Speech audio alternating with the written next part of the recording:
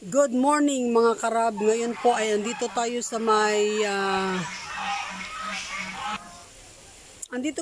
may pangantukan na party po ng Bukidnon. So ito sa akin pong sabi kanina is itutur ko po kayo dito sa may Rosario Spring Resort. So as you see po, meron din po silang mga alaga. So ayan po, ang lalaki po ng isda. So nakaka-amaze po silang tingnan.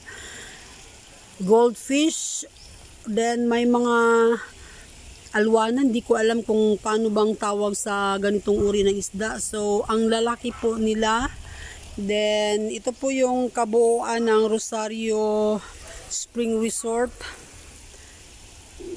Siguro nasa mga 500 square meter o sa ano bang tawag ito, mga ganun po siguro. Hindi ko lang alam, hindi ko tansya kung ilang square meter po, pero super ganda po dito kasi yung tubig is napakalamig at saka malinis din po naman ang palibot kasi bawal po magtapon kahit saan po. So ganito po yung ano dito po, lugar na aming pinupuntahan dito sa may Pangantukan Bukidnon.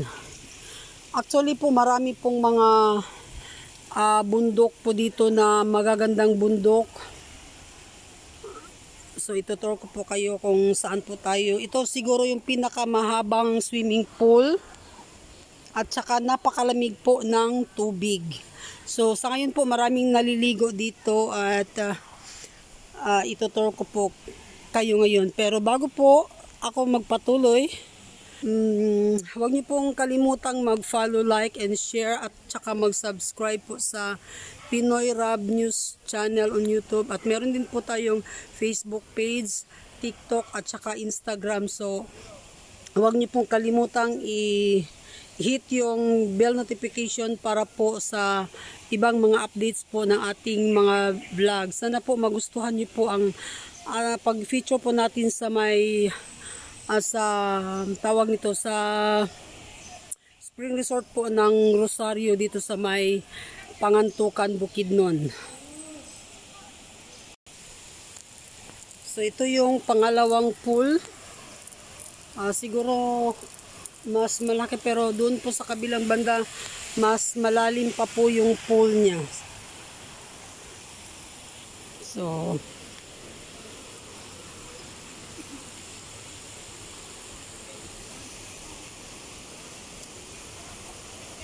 hindi po talaga siya malinis po talaga dito, kagawa ng yung tubig meron po siyang lagusan.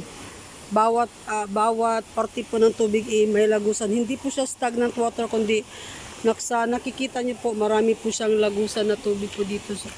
Ganito po kaganda ang paligid po dito sa may Ambrosia Spring Resort.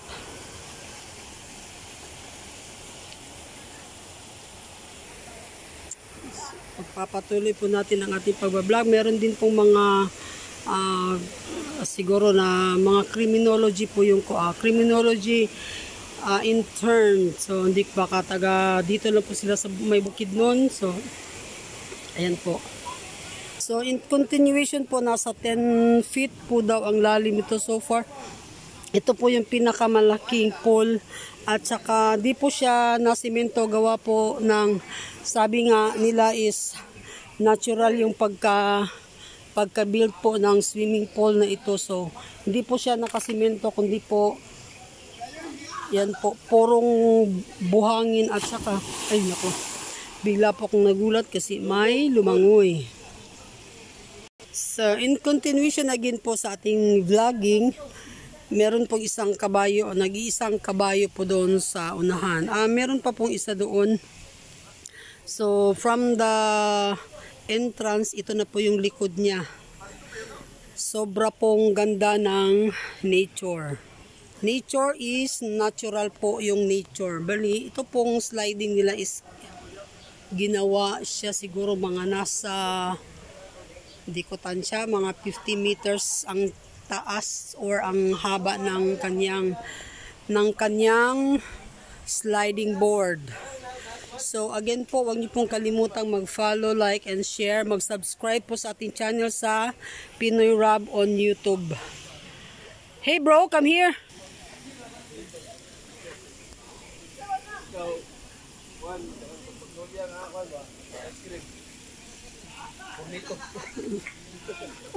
So ganito po yung palibot po dito.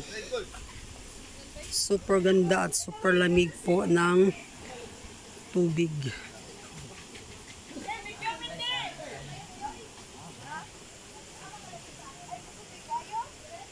Aray, aray.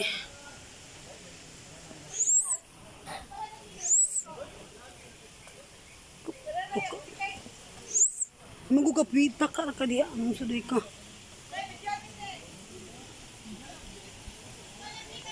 So meron po tayong kuko ng mga ating kamag-anak po at mag-slide po silang lahat. Titingnan po natin if they will survive. Are.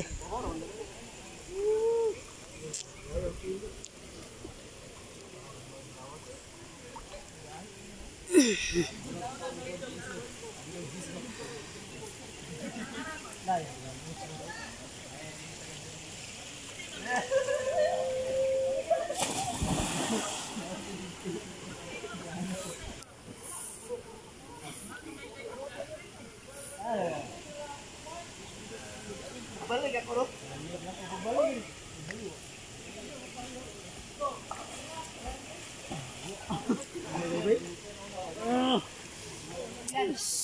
Sobrang lamig po ng tubig.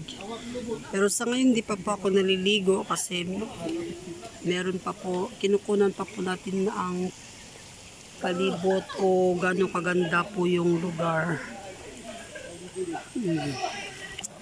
Again po, huwag niyo pong kalimutang mag-follow, like, and subscribe to Pinoy Rob on YouTube, sa atin din pong Facebook page at saka sa TikTok din po. And don't forget to huwag niyo pong kalimutang i-hit yung bell notification po para po sa iba pang mga updates at sa mga videos na atin pong ida-download. At huwag niyo pong kalimutang tingnan yung ating bagong segment po na Wow Pinoy with me and Atalia. Maraming salamat po sa inyong panunood at sa muli iniimbitahan ko po kayong lahat.